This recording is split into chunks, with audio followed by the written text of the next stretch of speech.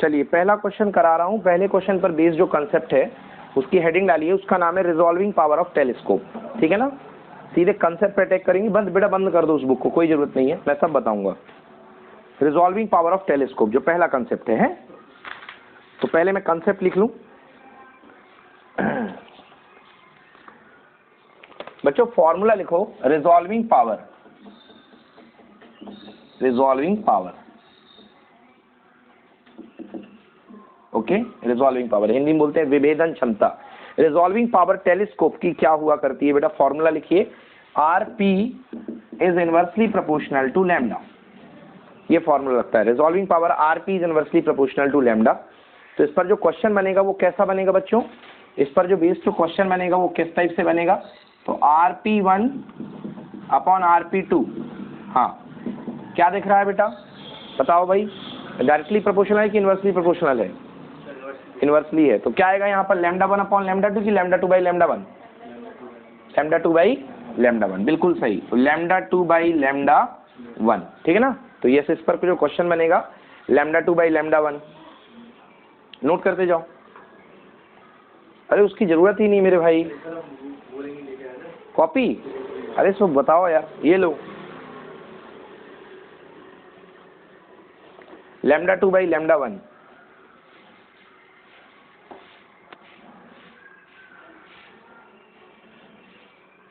ठीक है।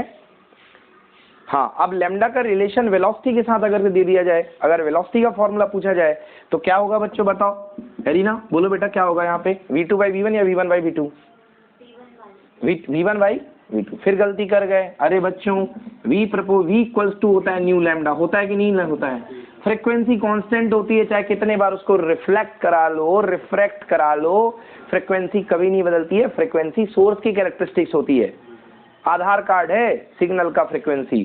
तो v प्रोपोर्शनल टू लैम्डा, बोले याद आया, v प्रोपोर्शनल टू लैम्डा। तो क्या हो जाएगा अगर मीडियम की बात करोगे, v2 अपॉन v1, लैम्डा के साथ साथ नोट करो v2 बाई v1। ठीक हुआ, समझ में आया कि नहीं आया।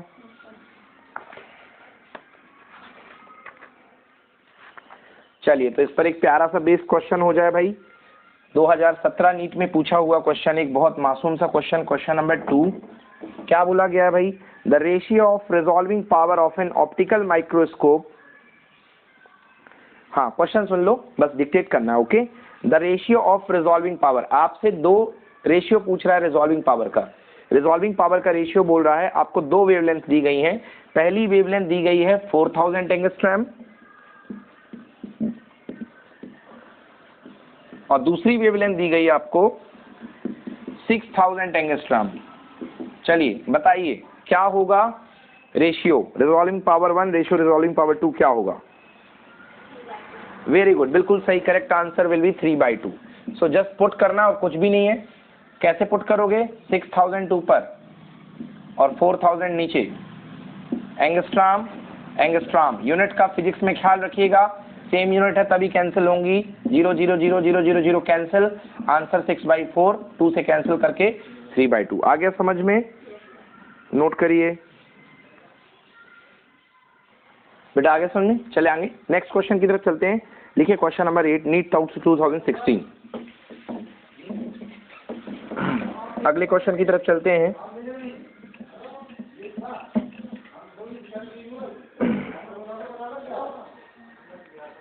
क्वेश्चन लिखिए, डिक्टेट करिए। एक एस्ट्रोनॉमिकल टेलीस्कोप है, पहले मैं क्वेश्चन पूरा रीड कर देता हूँ। Astronomical telescope has objective eyepiece of focal length 40 centimetre and 4 centimetre.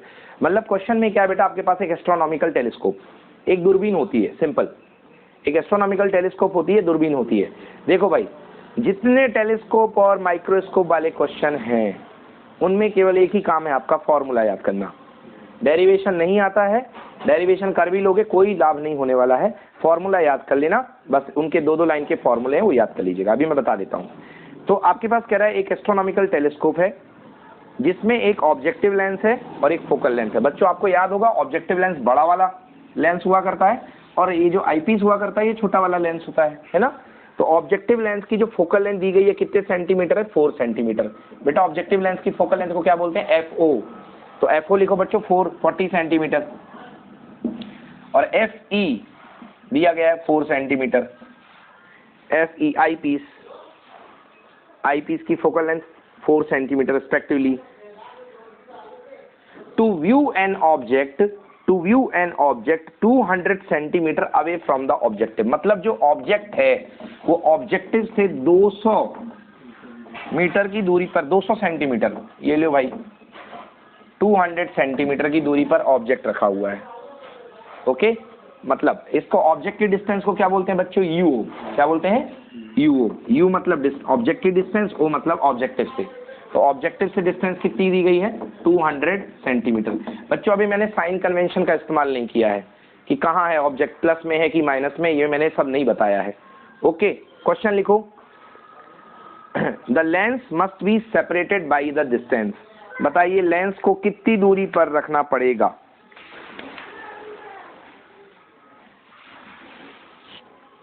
Lens को कितनी दूरी पर रखना पड़ेगा? ओके, ये आपको बताना है। दो लेंसेस को कितनी दूरी पर आपको रखना पड़ेगा, मतलब लेंस को कितनी दूरी पर रखना पड़ेगा, मतलब ये यहां से लेके यहां तक की दूरी आपको बतानी है बच्चों। ये छोटा वाला लेंस है ना, है ना, ये छोटा वाला लेंस होता है ना, ये बड़ा वाला लेंस, ये छोटा वाला लेंस। बड़े वाले लेंस को ऑब्जेक्टिव बोलते हैं, छोटे वाले लेंस को हम आई पीस बोलते हैं। तो आपको बताना है कि दोनों लेंसेस को अपन को कितनी दूरी पे रखना पड़ेगा। ठीक है, चलो तो पहले मैं आपको डायग्राम एक्सप्लेन कर दूं। क्वेश्चन डिक्टेट कर लिया आपने, अब मैं आपको डायग्राम एक्सप्लेन कर रहा हूं, देखो कैसे हुआ ये।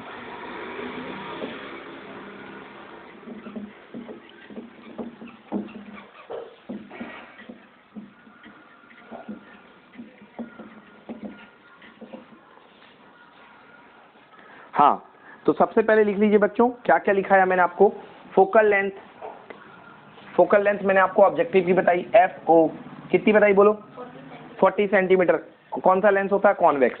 कॉन्वेक्स की फोकल लेंथ हमेशा पॉजिटिव, तो याद रखो +40 लगाना मत भूलना, कोई भी क्वेश्चन आए कॉन्वेक्स है तो पॉजिटिव, कॉनकेव है तो नेगेटिव लिखो +40। Focal length of eyepiece FE लिखो बच्चों कितना है? 4 सेंटीमीटर। बेटा ये भी होता है पॉजिटिव क्योंकि ये भी कॉन्वेक्स ही होता है ना। हाँ, ऑब्जेक्ट डिस्टेंस क्या बताया बेटा मैंने? UO -200। वेरी गुड, बिल्कुल सही, क्योंकि नेगेटिव साइड रहेगा। अब आइए इसका हम डायग्राम बना लेते हैं। सेंटीमीटर में सारे, बहुत अच्छी बात है। अब इसका हम डायग्राम बनाते हैं। सबसे पहले एक बड़ा लेंस बनाओ और ये इसकी प्रिंसिपल एक्सिस जाने दो, ठीक है ना, ये इसकी प्रिंसिपल एक्सिस जाने दी आपने। अब देखिए 200 सेंटीमीटर पर आपका ऑब्जेक्ट रखा हुआ है। ये सपोज ऑब्जेक्ट है और इसकी यहाँ से सेंटर से दूरी कितने सेंटीमीटर है? 200, नेगेटिव में है मतलब लेफ्ट साइड। अब 200 है। अब आप देखिए इसकी इमेज कहाँ पर बनेगी, इसकी इमेज कहाँ पर बनेगी। ठीक है बेटा, इसको ऐसे जान दो। चलिए, तो फॉर्मूला क्या लगेगा बच्चों? Lens formula. लेंस फॉर्मूला क्या होता है? 1/f = 1/v - 1/u। बस ये फॉर्मूला याद रखिए, जान है इस चैप्टर की, ये फॉर्मूला 1/v - 1/u। चलो भाई लगा दो 1/f। f कितना बेटा इसका? 40 है कि नहीं है ना, +40 = 1/v कितना यार? पता ही नहीं है, और -1/u। देख बेटा ये -200 है तो यहाँ पे आएगा -200। बोलो यस। हाँ, इसको सॉल्व करो, जल्दी से सॉल्व करो, और सॉल्व करके आपके पास v = 50 आएगा। आप लेके आओ, मैंने तो बता दिया है, आप ले करके आओ। v = 50।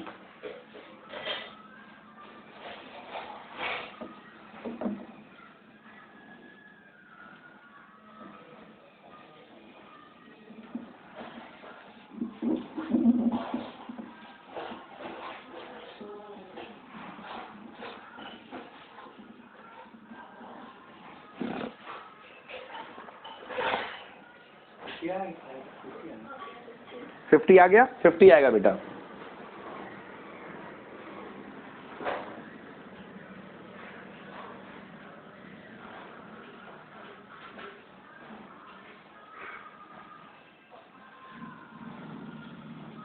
ठीक है, देखिए भाई कैसे करेंगे सॉल्व इसको। बेटा 1/40 = 1/v इक्वल है, ये माइनस माइनस क्या हो जाएगा?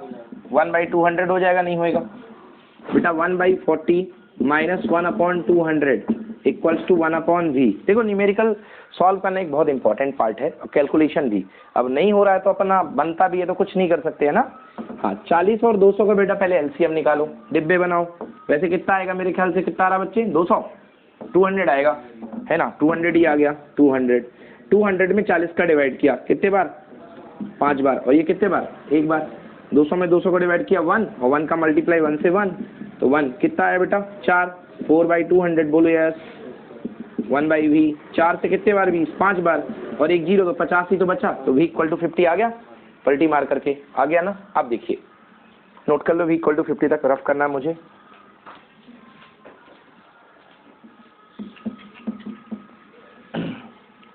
अब देखो बेटा, अब हमें क्या कह रहा है कि इसकी हमें इमेज बनानी है ना। तो बेटा 2 एडजस्टमेंट हुआ करते हैं। पहला, when final image is formed at infinity, जिसको बोलते हैं नॉर्मल एडजस्टमेंट। तो लिखो नॉर्मल एडजस्टमेंट, लिखो नॉर्मल। जब तक आपको नहीं बोला गया है कौन सा एडजस्टमेंट है, तो आप उसको एज ए नॉर्मल एडजस्टमेंट ही ट्रीट करोगे।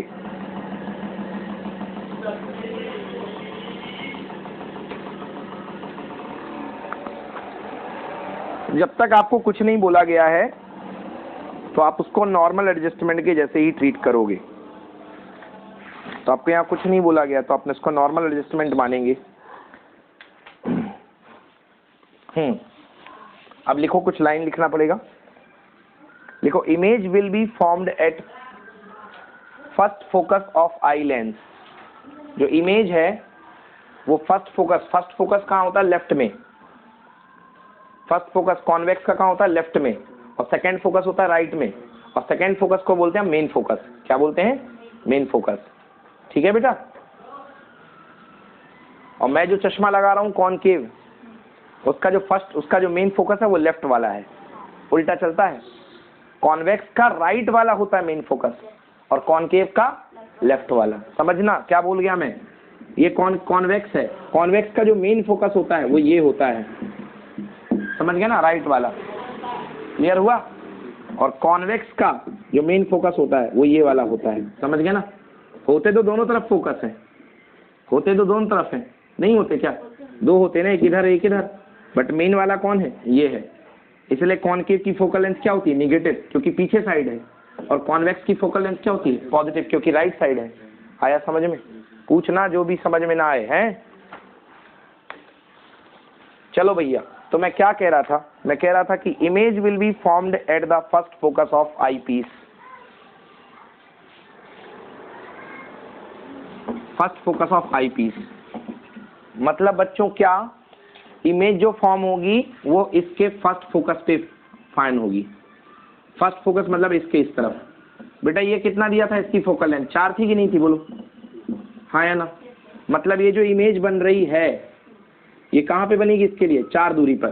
कितनी दूरी पर, 4 दूरी पर। इसको बोलते हैं नॉर्मल एडजस्टमेंट। क्या बोलते हैं इसको, नॉर्मल एडजस्टमेंट। और नॉर्मल एडजस्टमेंट में किसी भी, चाहे टेलीस्कोप हो चाहे माइक्रोस्कोप हो, फाइनल इमेज कहाँ पर बनती है, इन्फिनिटी पर। कहाँ पर बनती है, इन्फिनिटी पर। तो जब तक आपको नहीं बोला गया है कोई एडजस्टमेंट, तब तक आप इसको नॉर्मल एडजस्टमेंट ही मान के चलेंगे। समझ में आया। चलो तो बना लो इमेज, इमेज का डायग्राम बना लो। ये देखो, ये रे चली गई इस तरीके से, जाएगी कि नहीं जाएगी, पैरेलल आ रही ना, जाएगी। और एक रेस चलेगी, निकल जाने दो बस। फाइनल इमेज कहाँ बनेगी, इन्फिनिटी पे। नोट करिए।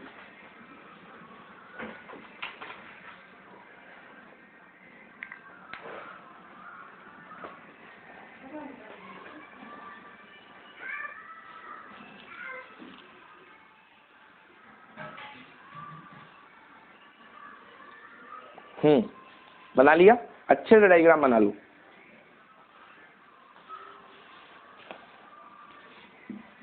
रेस तो बना लेना। वैसे आपके ये तो आपको वहां पे जाके डायग्राम ऐसे ही रफली बनाना है समझने के लिए अपने।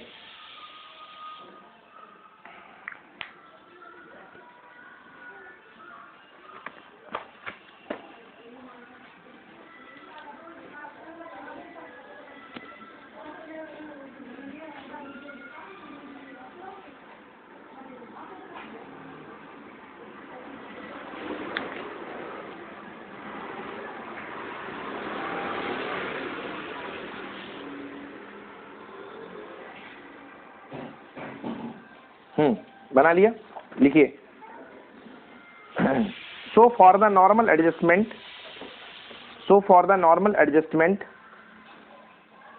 the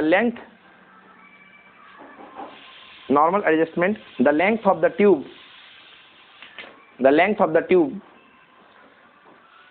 जो लेंथ ऑफ द ट्यूब होगी,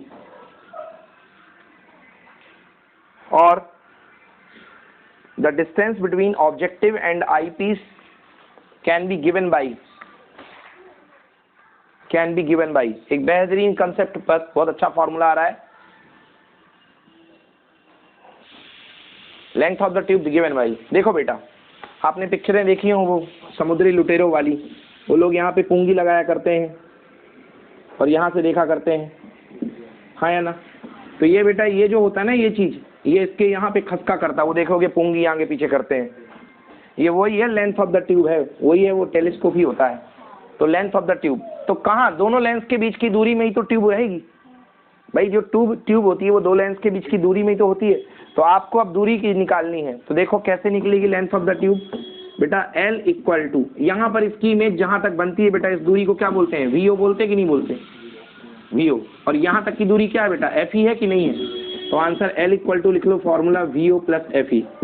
रट्टा मारना है तो directly formula VO plus FE, objective की इमेज और प्लस FE। तो बेटा इसमें देखो VO कहाँ पर बनी, 50 पर, और FE कहाँ बना है बेटा, 4। तो आंसर कितना आ गया, 54। नोट कर लो।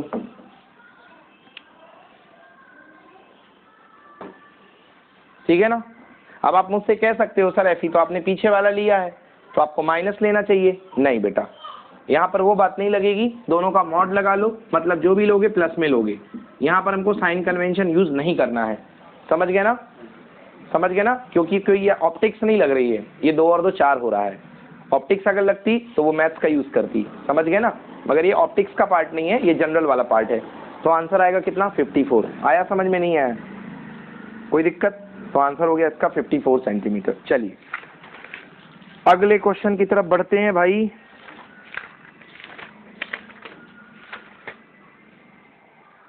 चलिए अगला क्वेश्चन, मैं आपके सामने कुछ कॉलम बना रहा हूं, कॉलम 1 और कॉलम 2। आपको देखना है कॉलम 1 कॉलम 2 में कौन सा सही है, पेयर बनाने आपको। ओके,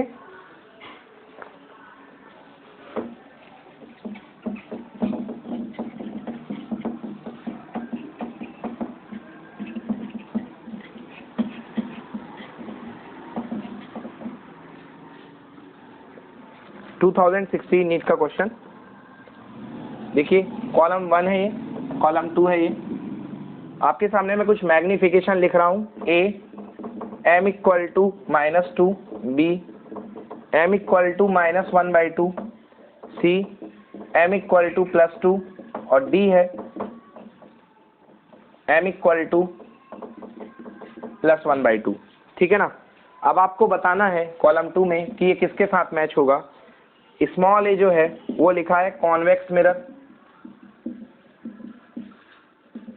स्मॉल b जो है वो है कॉनकेव मिरर, स्मॉल c जो है वो है रियल इमेज, और ऑप्शन नंबर डी है वो है वर्चुअल इमेज। बहुत जबरदस्त पकड़ की जरूरत होनी चाहिए आपको अगर मिरर का ये क्वेश्चन आपको बनना है तो। देखा जाए है तो 10th क्लास के लेवल का ही है, बट आपको जबरदस्त पकड़ होनी चाहिए। मैं बता देता हूं आपको, वो पकड़ में आपको अप्रोच बता देता हूं कैसे करोगे। देखो बच्चों, पहली चीज प्लेन मिरर तो है नहीं यहाँ पे कोई, क्योंकि प्लेन मिरर का मैग्निफिकेशन होता है +1। क्या होता है प्लेन मिरर का मैग्निफिकेशन, +1। तो लिखते जाओ छोटी छोटी बातें। अगर आपके पास प्लेन मिरर है तो प्लेन मिरर का मैग्निफिकेशन बच्चों होता है m equal to +1, m equal to +1। इसी बात पे मिरर का फॉर्मूला आना चाहिए। तो मिरर का मैग्निफिकेशन का फॉर्मूला बच्चों m इक्वल टू -v/u हुआ करता है, that is equal to height of image upon height of object, I/O। अब यहां से देखा जाए I/O इक्वल टू कितना, 1। अगर इसमें इस कंटेक्स्ट की मैं बात करूं तो I/O इक्वल टू 1। इससे लॉजिक क्या लगता है बच्चों, इससे लॉजिक ये लगता है कि I equal to O, I equal to O, I equal to O, मतलब जितना ऑब्जेक्ट साइज है उतना इमेज साइज है। जितना ऑब्जेक्ट साइज है उतना इमेज साइज है। आया समझ में? ऑब्जेक्ट साइज इमेज साइज के इक्वल है। किसमें? प्लेन मिरर में। समझ गए बेटा? तो प्लेन मिरर में ऑब्जेक्ट का साइज इमेज का साइज के इक्वल होता है। जो आप कह रहे थे कन्वर्जिंग होगा, नहीं, कन्वर्जिंग होता तो इमेज साइज पॉइंट साइज जाता। कैसे कन्वर्जिंग होगा? नहीं होगा। तो I = O हो गया है, एक बात। अब इसमें दूसरा, इसको उठा के देखो, कुछ लॉजिक बनाता हूं मैं। तो -V/U इक्वल टू कितना है बेटा प्लेन मिरर में? 1। तो -V इक्वल टू कितना हो गया बेटा? U। बोलो यार समझो, मतलब U और V बराबर हैं। इसका मतलब क्या हुआ कि जितनी दूरी पर ऑब्जेक्ट रखोगे उतनी दूरी पर आपको क्या मिलेगी? इमेज मिलेगी। समझ गए ना? जितनी दूरी पर ऑब्जेक्ट उतनी दूरी में इमेज, मगर ऑब्जेक्ट और इमेज दोनों अपोजिट साइड होंगे। दोनों क्या होंगे? Opposite side. अगर U और V सेम आता मतलब दोनों सेम साइड होते। ये लॉजिक बन गया, ठीक है ना? तो मतलब ऑब्जेक्ट और इमेज जो होंगे दोनों अपोजिट साइड होंगे। ये देखो, क्लियर हुआ? ठीक है ना? मैग्निफिकेशन प्लस में है मतलब सीधा इमेज, और सीधा इमेज हमेशा वर्चुअल होता है। सीधा इमेज हमेशा क्या होता है? वर्चुअल। देख लो, मैग्निफिकेशन प्लस में है मतलब ऑलवेज इमेज कैसी बनेगी? Virtual and erect. Virtual and erect. चलो तो अब देखते हैं। तो प्लेन मिरर तो है नहीं भाई, क्योंकि प्लेन मिरर होता तो ये सब होता, तो ये सब तो हो नहीं रहा है। अब आ जाओ बच्चों, बात कर लेते हैं किसकी? कॉन्वेक्स मिरर की। कॉन्वेक्स मिरर की बात कर लेते हैं। उसकी बात पहले जरूरी है क्योंकि उससे अपन को आंसर मिल जाएंगे, दो अपने अलग हो जाएंगे। ये है कॉन्वेक्स मिरर। बेटा आप कहीं भी ऑब्जेक्ट को रख दो, होता क्या है, पहली चलने वाली रेस जो होती है आई फोकस से मिला दो, सॉरी सेंटर ऑफ कर्वेचर से मिला दो। क्यों? नॉर्मल पता चल जाएगा। क्या पता चल जाएगा बेटा? नॉर्मल। ये देखो, ये सेंटर ऑफ कर्वेचर से मिला के नॉर्मल पता चल गया।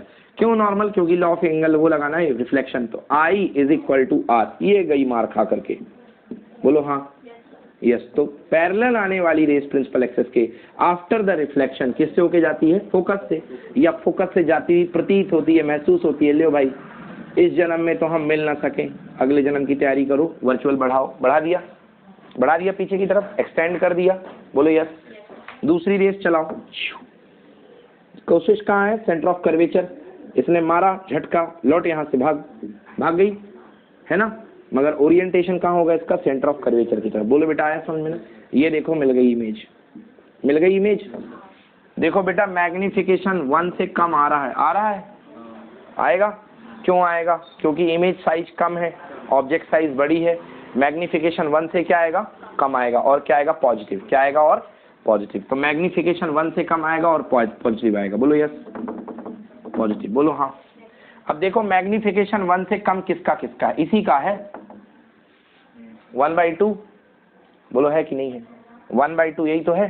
और 1/2 मतलब अरे 0.5 होता है मेरे भाई, 0.5 होता है। और पॉजिटिव है। देखो कौन सा मिरर जाएगा? Convex, concave, real image, virtual image. बोलो भाई किस में जाएगा?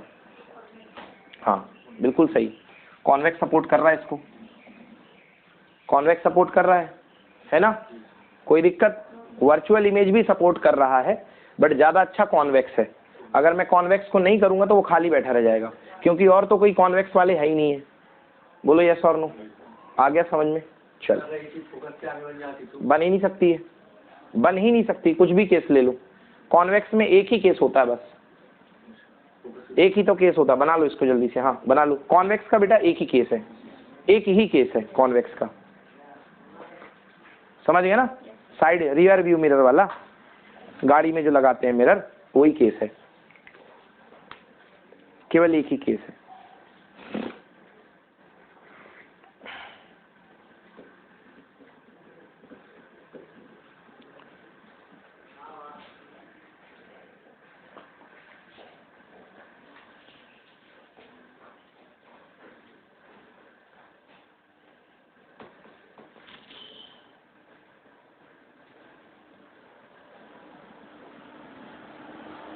डन?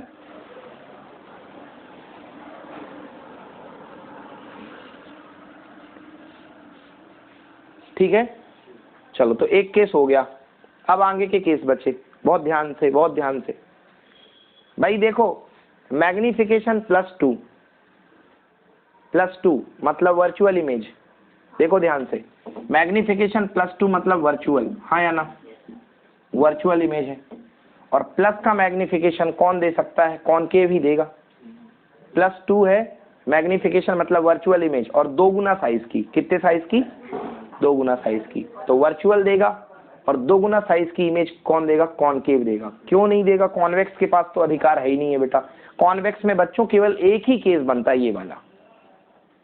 कॉन्वेक्स मिरर मतलब वही गाड़ी के साइड में लगने वाला मिरर जो छोटी इमेज देता है बेटा, एक ही केस होता है कॉन्वेक्स का। और कॉनकेव में होते हैं 7-8 केस, अलग अलग जो केसेस चलते हैं। तो आइए बात करते हैं 1 बाई 1, और जो केस आपको समझ में ना आए यहीं पर पूछिए। तो वर्चुअल बोलो भाई, वर्चुअल हो गया। वर्चुअल है और कैसा बनेगा? इसको कॉनकेव देगा। वर्चुअल है, कॉनकेव है, ठीक है। नेक्स्ट, ये कौन देगा भाई? -1/2। -1/2 मतलब कैसी इमेज है? रियल। -1/2 मतलब रियल। तो -1/2 रियल इमेज है। और रियल के साथ कौन देगा इसको बेटा? कॉनकेव देगा। कॉनकेव देगा। -2 कैसी इमेज है? मैग्निफिकेशन -2 कैसी इमेज है? वर्चुअल या रियल? -2। अरे बेटा, मैग्निफिकेशन नेगेटिव में कौन सी इमेज? उल्टी, रियल। मैग्निफिकेशन माइनस में है मतलब उल्टा इमेज बन रहा है ना, तो रियल इमेज हुआ कि नहीं हुआ? हाँ, तो ये भी रियल है। कौन प्रोड्यूस कर सकता है मैग्निफिकेशन? कॉन्वेक्स या कॉनकेव? कॉन्वेक्स। अभी जबकि बोल चुका हूँ कॉन्वेक्स में एक ही केस होता है। कॉन्वेक्स में एक ही केस होता है और वो इमेज छोटी बनाता है। बेटा लिख लो, कॉन्वेक्स में एक ही केस होता है, m<1, मतलब जो इमेज बनेगी वो छोटी बनेगी कॉन्वेक्स में। तो ये कॉनकेव ही तो कर सकता है। एलिस नहीं हुआ क्लियर? चलो अब मिलाना है, तो रियल कॉनकेव लो भाई। अब तीनों एक ही हैं, एक रियल कॉनकेव, एक रियल कॉनकेव, एक वर्चुअल कॉनकेव। चलो अब ध्यान से देखो, हाँ एक है रियल इमेज और एक है वर्चुअल इमेज। हाँ देखो बेटा, तो ये वर्चुअल वाला पार्ट तो इसमें आके मिल जाएगा। बोलो यस कि नो? मिलेगा कि नहीं मिलेगा? क्योंकि मैग्निफिकेशन +2 मतलब कौन सा? वर्चुअल। मैग्निफिकेशन +2 आया है, वो वर्चुअल इमेज है। अब इसके बाद मैग्निफिकेशन -2 बचे क्या बेटा अपने पास? कॉनकेव मिरर बचा और रियल इमेज बची। कॉनकेव मिरर और रियल इमेज। तो ये तो टाई हो गया मैच भाई, ये तो दोनों ही सपोर्ट कर रहे हैं, कॉनकेव मिरर और रियल इमेज। तो -2 पे भी रियल इमेज है और कॉनकेव बनाएगा, और -1/2 पे भी रियल इमेज है और कॉनकेव बनाएगा। मैंने क्वेश्चन तो सही लिखा है? m = -2 -1/2 +2 +1/2। हाँ सही है, क्वेश्चन तो सही लिखा। Convex mirror, concave mirror, real image, virtual image. हाँ ठीक है।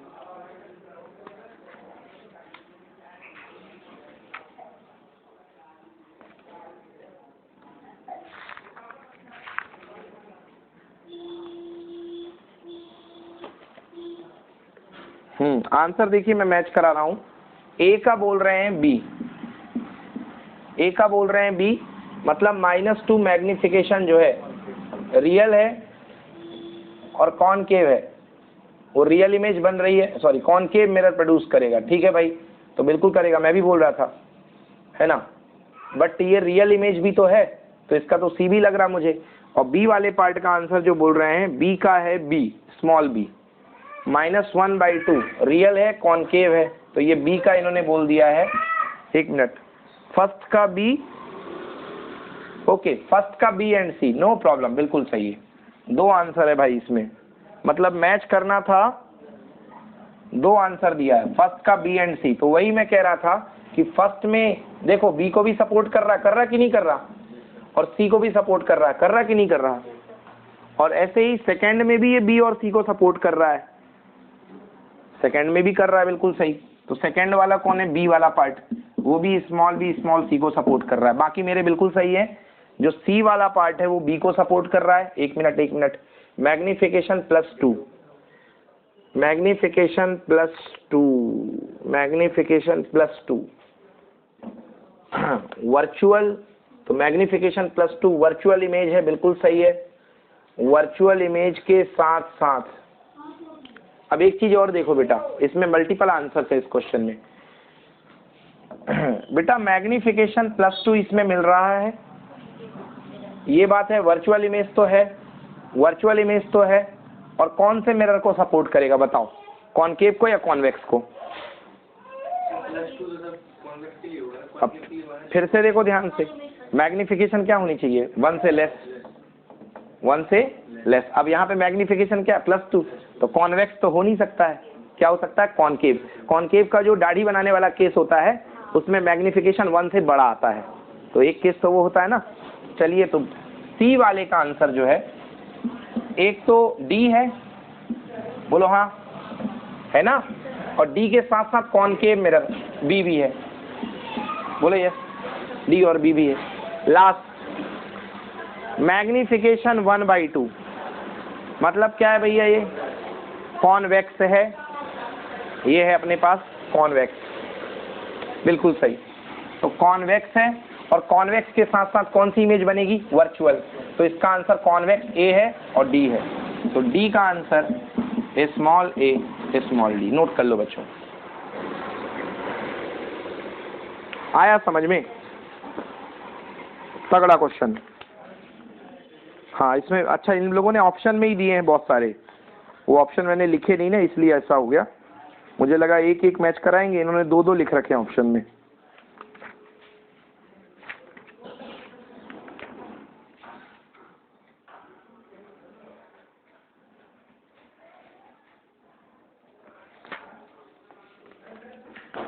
चलो ठीक है, आ गया समझ में।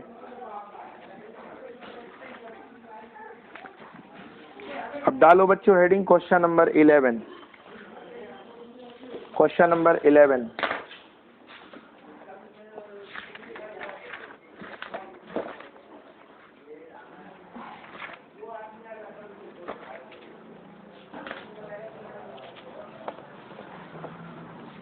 क्वेश्चन में पढ़ रहा हूं। 2 identical glass mu G = 3/2 equiconvex lenses of focal length f each are kept filled with water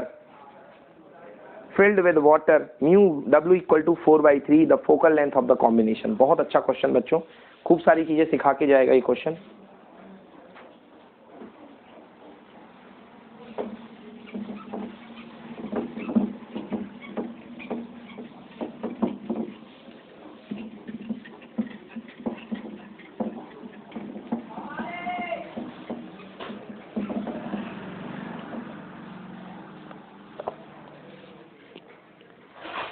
question number 11 क्या कह रहा है? 2 identical glass mu G = 3/2, 2 identical glass यानी कांच के टुकड़े हैं जिनका रिफ्रैक्टिव इंडेक्स मतलब एब्सोल्यूट रिफ्रैक्टिव इंडेक्स बच्चों दिया गया है mu glass = 3/2। Equi convex lens, lens का टाइप क्या है? Equi convex lens.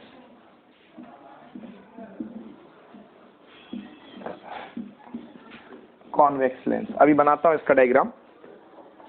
Equi convex lens, अब दोनों लेंस सेम है, इक्वी कॉन्वेक्स मतलब दोनों सेम है, तो फोकल लेंथ क्या होगी? दोनों की सेम, मतलब लेफ्ट वाले की भी सेम और एफ मान लो, और दोनों की फोकल लेंथ क्वेश्चन ने ही एफ दे रखी है। चलो भाई, एफ केप्ट इन कॉन्टेक्ट, दोनों को कॉन्टेक्ट में कर दिया गया है। The space between the 2 lens is filled with water. अब जो दोनों लेंस है उनके बीच का जो स्पेस है उसको वाटर से फिल कर दिया गया है, और वाटर का जो एब्सोल्यूट रिफ्रैक्टिव इंडेक्स दिया गया है बच्चों म्यू वाटर = 4/3 ये दिया गया है। आपको बोला गया है बताओ भैया फोकल लेंथ क्या होगी कॉम्बिनेशन की फोकल लेंथ आपको बतानी है, ठीक है ना। क्वेश्चन नंबर 11 डालो। चलो भाई, अच्छी बात है। अब दोनों लेंस का कॉम्बिनेशन पहले बना लो। ये लो भाई, ये पहला लेंस, पहला कॉन्वेक्स लेंस, और ये दूसरा कॉन्वेक्स लेंस। ये दोनों कॉन्वेक्स लेंस बन गए, इनके बीच में पानी भर दिया गया है, ये पानी भरा हुआ है। आपको बताना है कि ये जो पानी वानी सब कुछ भरने के बाद जो आपको मिल रहा है इसका कॉम्बिनेशन इसका क्या होगा। बेटा फॉर्मूला क्या होता है कंबाइंड फोकल लेंथ का, 1/f इक्वल टू होता है 1/f1 plus 1/f2 plus 1/f3। बेटा रट लो फॉर्मूला फोकल लेंथ का, 1/f1 plus 1/f2 plus 1/f3, जितने हो जोड़ते जाओ, 1/f1 plus 1/f2 plus 1/f3 up to 1/fn। ठीक है ना, ये होता है फॉर्मूला। ठीक है, इसी तरह लिख लेना। हाँ, ये हो गया, ये फॉर्मूला हुआ करता है। अब हम तीनों की अगर इंडिविजुअल फोकल लेंथ देखें तो बेटा इस वाले की मान लो f1, इस वाले की ये जो पानी भरा हुआ है इसकी मान लो f2 और इसकी मान लो कितनी f3। 1/f1 plus 1/f2 plus 1/f3। चलो बना लो डायग्राम। अब देखो रिफ्रैक्टिव इंडेक्स इसका कितना है, इस ग्लास है ना अंदर, हाँ कांच, कांच का कितना है म्यू जी इक्वल टू 3/2, इसके भी क्या है म्यू जी इक्वल टू 3/2 और इसका पानी है म्यू डब्ल्यू इक्वल टू 4/3। ये इनके तीनों के रिफ्रैक्टिव इंडेक्स है।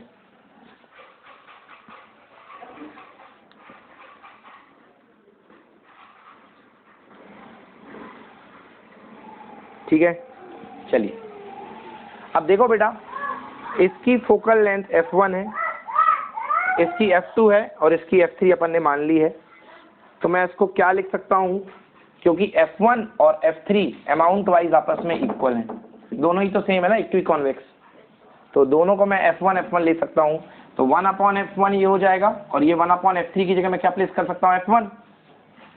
नहीं आया समझ में, 1/f इक्वल टू 1/f1 हो गया, 1/f2 हो गया और 1/f3 की जगह फिर से 1/f1। बोलो यस, 1/f1 ऐड हो गए बच्चों, कितना हो गया 1/f2 प्लस 2/f1। हाँ या ना, चलो 1/f2 और 2/f1 हो गए यार, फोकल लेंथ हो गई इसकी क्योंकि दोनों ऐड हैं।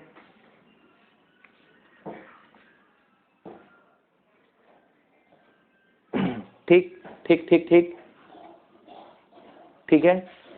अब चलो, अब क्या होता है लेंस मेकर्स फॉर्मूला। ठीक है विजय, क्या नाम, शिवम। लेंस मेकर्स फॉर्मूला जो आपको पढ़ना है वो क्या है, लिख लो। Lens makers formula, lens makers formula होता है बेटा 1/f equal to mu minus 1 मतलब 1/μ2, एक्चुअली म्यू का मतलब 1/μ2 माइनस 1/r1 माइनस 1/r2। बेटा ये नोट करो, 1/r1 माइनस 1/r2। ठीक है, पहले सारा समझ में, 1/f equal to mu minus 1/r1 minus 1/r2, ये होता है फॉर्मूला बेटा। ना ना ना ना ना ना ना ना ना। हाँ, अब इसका यूज करके बेटा मैं बाई कॉन्वेक्स लेंस की बात कर रहा हूँ। देखो बेटा ध्यान से, 1/μ2, अभी आराम से देखो इसको, ये लेंस बैठा हुआ है, ये लेंस अकेला, अकेले लेंस की बात कर रहा हूँ।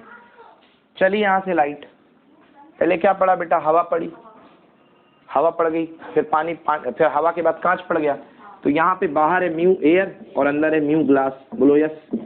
तो पूरा फॉर्मूला जो बनेगा 1/f इक्वल टू 1/μ2 मतलब mu glass upon mu air, mu glass, नीचे वाला तो एयर वाला तो 1 हो जाएगा। हाँ, तो mu glass upon mu air minus 1 और 1/r1 माइनस 1/r2। समझना, ये इसमें झोल आएगा थोड़ा सा। ये लेंस है बेटा, ये देखो लेंस है, ये लेंस है। इस वाले फेस की फोकल लेंथ इस तरफ कुछ ना कुछ होगी। बोलो हाँ, रेडियस ऑफ कर्वेचर। बेटा बोर्ड की तरफ देखो, चूक जाओगे। और इसकी रेडियस ऑफ कर्वेचर कुछ ना कुछ तो होगी इस तरफ। बेटा आर मान लूँ रेडियस ऑफ कर्वेचर को, मान लूँ आर, तो मैं यहाँ पे लिख सकता हूँ 1/μ2 मतलब वही mu glass upon mu water, sorry air, mu air 1 minus 1/r। बोलो yes. Minus radius of curvature उधर वाले की इस तरफ होगी, बट लाइट तो अपनी इस तरफ से चल रही है, तो लेफ्ट टू राइट अपन ले रहे हैं पॉजिटिव, तो राइट टू लेफ्ट क्या लेंगे नेगेटिव, तो वो आर आएगा कि माइनस आर आएगा बताओ। नहीं आया समझ में, आया समझ में। तो ये माइनस और ये माइनस क्या हो गया बेटा, प्लस हो गया। तो कितना हो गया mu A upon mu G upon mu A minus 1/r add हो जाएंगे 2/r आ जाएगा। तो यहाँ पे मैं डायरेक्टली लिख देता हूँ बेटा mu G minus 1 upon 1 minus r 2/r। Note करो इतना।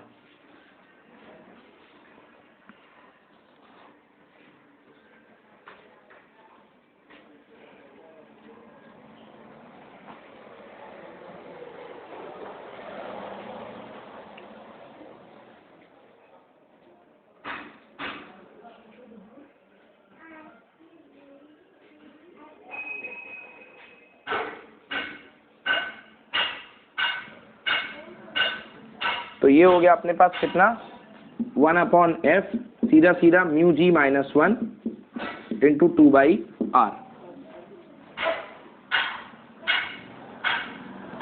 म्यू माइनस 1 2/r, दोनों की सॉरी एक की फोकल लेंथ हो गई 2/r, mu minus 1 into 2/r। बेटा म्यू की वैल्यू रख दो, म्यू मतलब रिफ्रैक्टिव इंडेक्स 3/2 है ना बेटा, 3/2 माइनस 1। अब थोड़ा सा छोटा वाला दिमाग लगा लो, 3/2 मतलब 1.5, 1.5 में से एक गए, आधा आधा, तो 1/f equal to mu minus 1 मतलब 1.5 माइनस 1 1.5 माइनस 1 हाफ 2/r, इससे ये कैंसिल, तो 1/f इक्वल टू बेटा 1/r। नोट करो।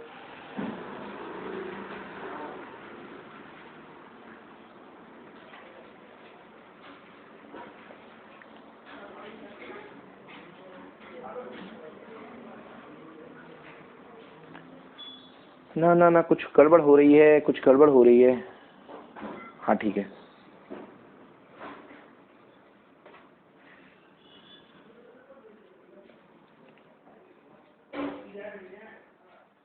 म्यू माइनस 1 तो 3/2 minus 1 1/2 mu minus 1 into 2/r।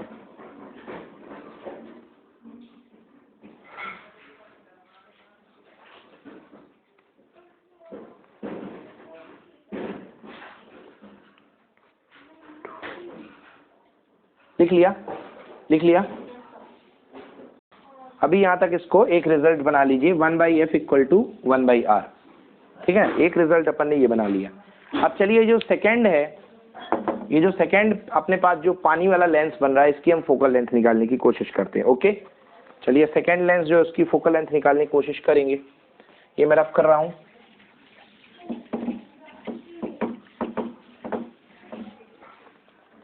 तो फॉर्मूला लिखिए 1/f, क्या है फोकल लेंथ भाई, f2, 1/f2।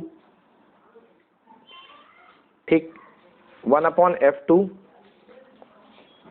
देखो ये जो शेप बन रही है इसकी बच्चों, यहाँ पे कॉनकेव की शेप बन रही कि नहीं बन रही है बताओ।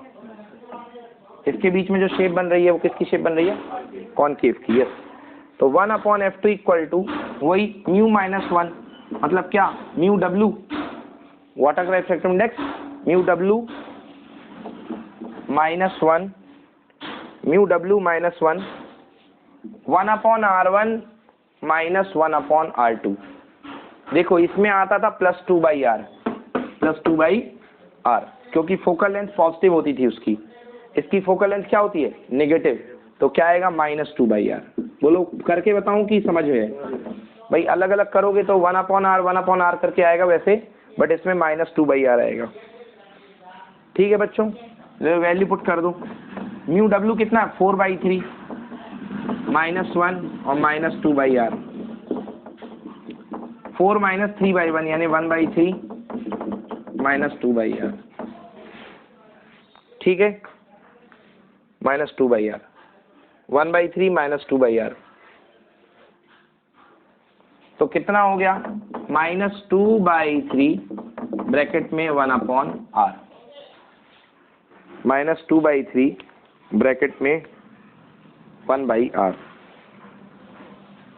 नोट करिए, हाँ बिल्कुल सही कर रहे हैं। देखिए तो बेटा 1/f2 जो है 1/f2, ठीक है ना। अब जो लेंस की फोकल लेंथ दी गई थी, कितनी दी गई थी, एक की 1/f दी गई थी, आया था ना, और 1/r जो आया था हमारे पास वो कितना आया है, 1/f आया। बेटा वापस आ जाओ, कोई दिक्कत नहीं है। 1/r की वैल्यू कितनी है, 1/f है, तो 1/r की जगह मैं पे यहाँ पे क्या प्लेस कर सकता हूँ, 1/f प्लेस कर दूं, तो ये हो गया माइनस 2/3 इंटू 1/f। नोट करिए इतना, 1/f2 equal to minus 1/3 minus 2/3 into 1/f, बिल्कुल सही। अब इनको क्वेश्चन क्या था कि इक्विवेलेंट फोकल लेंथ निकालो। बेटा इक्विवेलेंट फोकल लेंथ किससे आएगी, इससे आएगी, तो equivalent focal length 1/f equivalent 1/f equivalent equal to, यही तो थी, equal to 1/f1 1/f1 2/f1। उसी को एक्चुअली मैंने एक फोकल लेंथ को 1/f मान लिया था, f1 लेने की जरूरत नहीं है क्योंकि मैंने यहाँ पे 1/f लिखा है ना, नहीं तो आपको यहाँ 1/f1 लिखना पड़ेगा, क्योंकि हर लेंस की फोकल लेंथ को f माना था। तो बेटा ये 1/f और 1/f क्या हो जाएगा, 2/f, है ना, 2/f। क्योंकि देखो हुआ क्या था, चलो देखो, तो बेटा यहाँ पे 1/f और 1/f क्या हो गया, 2/f। मैंने जिसको f1 लिखा मैंने उसी को एक्चुअली उलझाया बहुत है। इन लोगों ने कहा f1 f3 के इक्वल है, f1 f3 के इक्वल है और दोनों की सेम फोकल लेंथ है, तो ये f इक्विवेलेंट चल रहा था। बस यहाँ पे f इक्विवेलेंट लिख लो, f इक्विवेलेंट लिख लो। चलो तो 2/f प्लस 1/f2, बोलो यस और नो। यार अब देखो जो 1/f2 की वैल्यू निकाली है मैंने, निकाली है -2/3f, निकाली है, पुट कर दो। तो 1/f equivalent equal to 2/f और -2/3f। क्लियर की नॉट क्लियर, क्लियर है। एलसीएम ले लो बेटा, कितना आएगा, 3f आएगा कि नहीं आएगा, और 3f यहाँ जाएगा, 3 का मल्टीप्लाई हो जाएगा 6 माइनस कितना हो जाएगा 2 ही रहेगा और क्या, तो कितना आ गया 4/3f, 4/3f। तो 1/f equivalent equal to 4/3f, यानी f equivalent equal to 3f/4। समझाऊं फिर से क्या, कहीं पर जरूरत है क्या फिर से बताने की, देखो एक बार अच्छे से समझ में आया कि नहीं आया।